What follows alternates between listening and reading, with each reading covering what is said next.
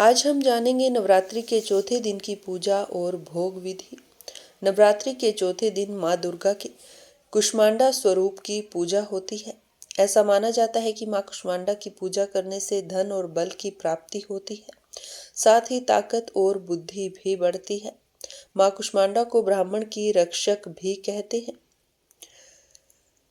माँ कुष्मांडा की इस दिन विधि विधान से पूजा की जाती है और दुर्गा की आराधना होती है।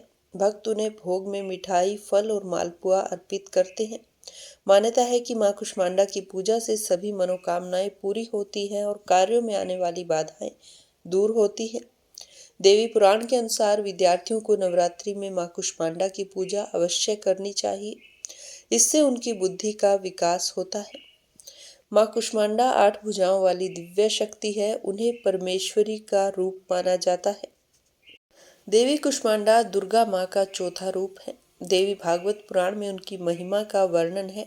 माना जाता है कि उन्होंने अपनी हल्की मुस्कान से ब्रह्मांड बनाया था, इसलिए उन्हें कुष्मांडा देवी कहा जाता है। सृष्टि के आरंभ में अंधकार था, जिसे माँ ने अपनी हंसी से दूर किया। उनमें सूर्य की गर्मी सहने की शक्ति है, इसलिए उनकी पूजा करने से भक्तों को शक्ति और ऊर्जा मिलती है। माँ कुष्मांडा का स्वरूप बहुत ही खास है। उनकी 8 भुजाएं हैं जिनमें अस्त्र होते हैं। माँ कुष्मांडा हमें जीवन शक्ति देती है। माँ कुष्मांडा की पूजा नवरात्रि में होती है और इस दौरान भक्त माँ को प्रसन्न करने के लिए कई तरह के उपाय करते हैं।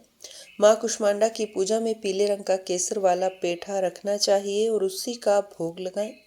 यानी माँ को केसर वाला पीला पेठा चढ़ाना चाहिए और उसे ही प्रसाद के रूप में बांटना चाहिए। कुछ लोग सफ़ेद पेठे के फल का भोग भी लगाते हैं। इसके अलावा मालपुआ और बताशे भी चढ़ाए जाते हैं। माँ कुष्मांडा का पूजा मंत्र है ओम कुष्मांडाय नमः।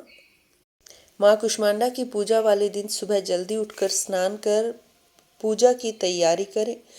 माँ कुष्मांडा के व्रत का संकल्प लें और गंगा जल से पूजा के स्थान को पवित्र करें। फिर लकड़ी की चौकी पर पीला कपड़ा बिछाएं, उस पर माँ की प्रतिमा स्थापित करें और माँ कुष्मांडा का ध्यान करें। पूजा में पीले वस्त्र, फूल, फल, मिठाई, धूप, दीप, नैवेद्य और अक्षत अर्पित करें।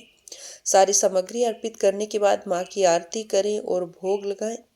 अंत में क्षमा याचना करें और ध्यान लगाकर दुर्गा सप्तशती और दुर्गा चालीसा का पाठ करें।